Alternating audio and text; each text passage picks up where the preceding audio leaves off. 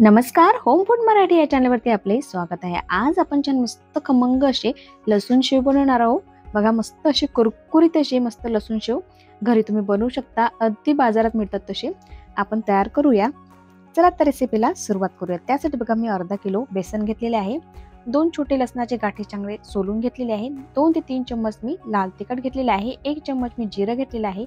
4 चम्मच मी तेल घेतलेलं आहे. त्यानंतर बघा 2 चम्मच मी ओवा घेतलेला आहे आणि चवीनुसार मीठ घेतलेलं आहे. त्यानंतर बघा, आता आपण मसाला बनवायला घेऊया. बघा, मिक्सरचं पॉट घेतलेलं आहे. त्यामध्ये बघा संपूर्ण लसूण मी आणि संपूर्ण जे मिश्रण आपण घेतलेलं आहे ते घालून घेऊया आणि याची छान स्मूथ अशी पेस्ट तयार करून घ्या. सुरुवातीला हे वाटून घ्यायचं आणि त्यानंतर यामध्ये पाणी घालायचं. बघा, आता हे संपूर्ण आता मस्त बारीक याचं वाटण तयार करून घेऊया आपण.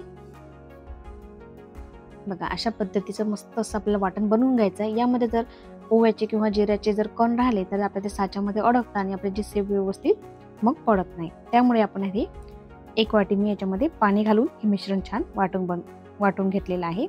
त्यानंतर हे मिश्रण बघा आता आपण चाळणीमध्ये घालूया आणि व्यवस्थित हे गाळून घेऊया. नंतर याच्यामध्ये परत मी अर्धा वाटी पाणी घातलेलं आहे आणि हे व्यवस्थित हे मिश्रण आपण चाळणीमधून गाळून घेतलेलं आहे. बघा, आता जे ओव्याचे जे कण आहेत ते चाळणीवरतीच राहिलेले आहेत आणि आपल्याला छान मस्त अशी स्मूथ अशी पेस्ट मिळालेली आहे. बघा, त्यानंतर बघा अर्धा किलो बेसन घेतलेलं आहे मी. आता हे संपूर्ण जे बेसन आहे गाळून घेऊया. त्यामुळे ज्यामध्ये बेसनाच्या पिठाच्या ज्या गाठी असतील त्या पूर्णपणे निघून जातील. बघा, आणि तेल छान मस्त कडकडीत गरम केलेलं आहे. आता ते व्यवस्थित चम्मचने फिरून घेऊया आणि थंड झाल्यानंतर हाताने व्यवस्थित चोळून घेऊया.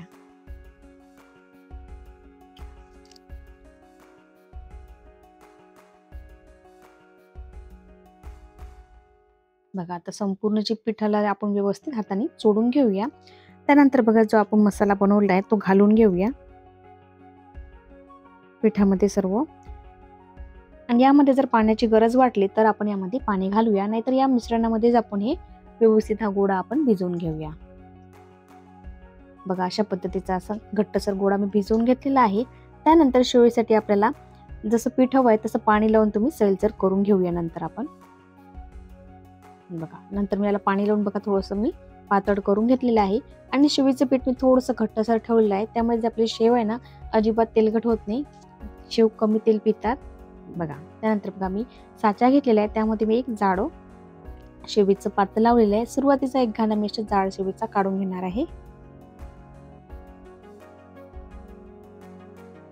बघा, अशा पद्धतीने बघा असं लांब करून जर मिश्रण घातलं तर व्यवस्थित साच्यामध्ये ते मिश्रण बसतं व्यवस्थित.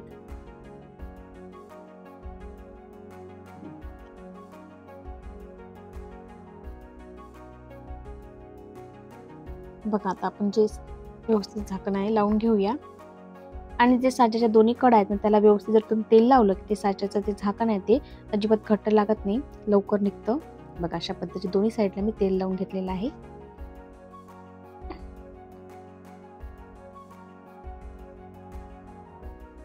त्यानंतर बघा मी गॅसवरती कढई गरम करायला तेल गरम करायला ठेवलेलं आहे. तेल छान तापलेलं आहे. सुरुवातीला आपण मस्त एक जाड शेवीचा घाणा काढून घेऊया. बघा, किती छान मस्त असे लसूण शेव आपण घरी बनवू शकतो. बघा, मस्त आपली शेव तयार झालेली आहे. जाडी शेव शिजायला थोडासा वेळ लागतो तळायला.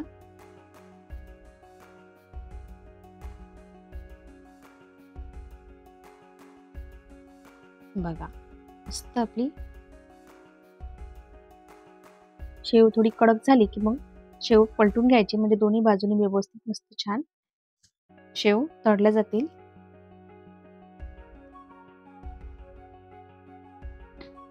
बघा, आता आपण शेव पलटून घेऊया.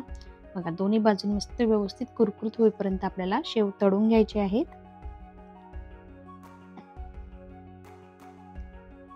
तुम्हाला जर माझी रेसिपी आवडली असेल तर व्हिडिओला लाईक आणि चॅनलला सबस्क्राईब करायला विसरू नका आणि कमेंटद्वारे नक्की कळवा की माझी रेसिपी तुम्हाला कशी वाटलेली आहे. बघा, आपली शेव सुद्धा झालेली आहे. आता आपण शेव काढून घेऊया. त्यानंतर मी शेवीचं जे दुसरं बारीक शेवीचं ते साच्याचं पात लावलेलं आहे. बघा, आता बारीक शेव काढलेली आहे. बारीक शेव लगेच होते बघा, तेलामध्ये टाकल्याबरोबर लगेच वरती येते मस्त छान. बघा, अजिबात तळायला जास्त वेळ लागत नाही. बघा, मस्त खमंग कुरकुरीत अशा पद्धतीची शेव या होळीला किंवा तुम्ही प्रवासामध्ये किंवा दिवाळीला बनवू शकता. बघा किती छान अशी आपली ही शेव तयार होते. आपली शेव तयार झालेली आहे. आता ही शेव आपण काढून घेऊया.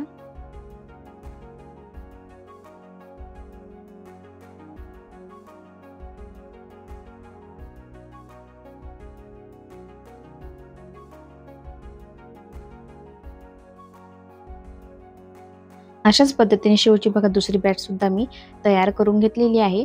बघा, मस्त अशी आपली खमंग अशी शेव तयार झालेली आहे. लगेच भेटूया नवीन रेसिपी सोबत. तोपर्यंत बाय बाय.